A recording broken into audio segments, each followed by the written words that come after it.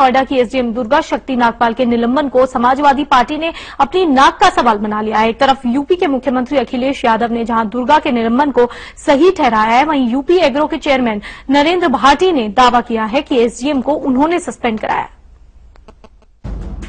खनन माफिया के खिलाफ अभियान चलाने वाली आईएएस दुर्गा शक्ति नागपाल के सस्पेंशन पर जहां यूपी सरकार की चौतरफा किरकिरी हो रही है, इस बीच समाजवादी पार्टी नेता और यूपी एग्रो के चेयरमैन नरेंद्र भाटी ने दावा किया है कि उन्होंने महज 41 मिनट में दुर्गा शक्ति नागपाल को सस्पेंड करवा दिया।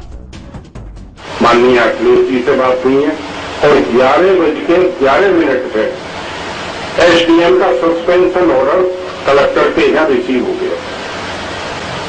ये है लोकतंत्र की ताकत।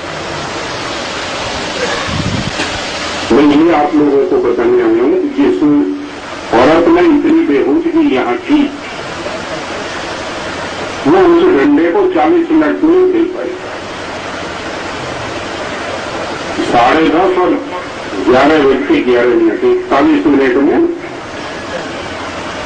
सस्पेंशन का ऑर्डर छपके लखनऊ से निर्णय होकर छपके यहाँ शामिल हो गया कलेक्टर के यहाँ। उसको पता चल गई 11:11 पे तो वो सस्पेंड हो चुके। नरेंद्र भाटी जिस धार्मिक स्थल की दीवार गिराने के आरोप में आईएएस दुर्गा शक्ति नागपाल को महज 41 मिनट में सस्पेंड कराने का दावा कर रहे हैं, उस स्थल का शिलान्यास करने के साथ नरेंद्र भाटी ने उसके निर्माण के लिए 51,000 रूपए भी दिए थे।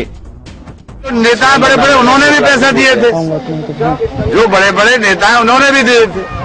हमारे क्षेत्र के माननीय सांसद सुरेंद्र सिंह नागर ने भी जो 27 तारीख के बाद में 28 तारीख को जो यहाँ पंचायत हुई है 50-40 गांव की, निलंबन के अगले दिन उस दिन 1 लाख रुपए का यहाँ मस्जिद के लिए जो दिया उन्होंने। इस स्थान पे नमाज तो 1 साल से हो ही रही थी। दरअसल ईमानदार आईएएस अधिकारी दुर्गा शक्ति नागपाल ने जब रेत माफियाओं पर शिकंजा कसना शुरू किया तो इसका सबसे ज्यादा नुकसान नरेंद्र भाटी को ही उठाना पड़ा था।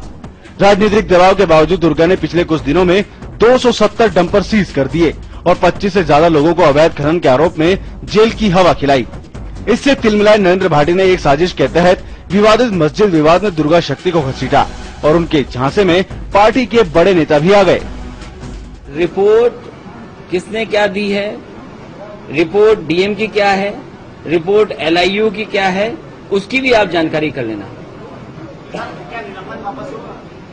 जो कार्रवाई हुई है, कार्रवाई ठीक हुई है। यूपी के मुख्यमंत्री अखिलेश यादव ही नहीं, समाजवादी पार्टी के दूसरे नेता भी दुर्गा के निलंबन को मजहब से जोड़ रहे हैं और एसडीएम दुर्गा नागपाल के निलंबन पर नोएडा के डीएम कुमार रविकांत की उस रिपोर्ट को भी गलत करार देने की कोशिश में जुटे हैं, जिसमें उन्हें दीवार गिराने से क्लीन चिट दी गई है। हम ये समझते हैं कि जिलाधिकारी ने अगर सही रिपोर्टिंग मुख्यमंत्री जी को की होती, सही वक्त तक की होती, तो शायद ये विवाद खड़ा नहीं होता। अगर वो बात सही है जो डीएम कह रहे हैं, तो ये बात मुख्यमंत्री जी तक नहीं ले जाने का जिम्मेदार डीएम है और डीएम का सस्पेंशन तुरंत होना चाहिए।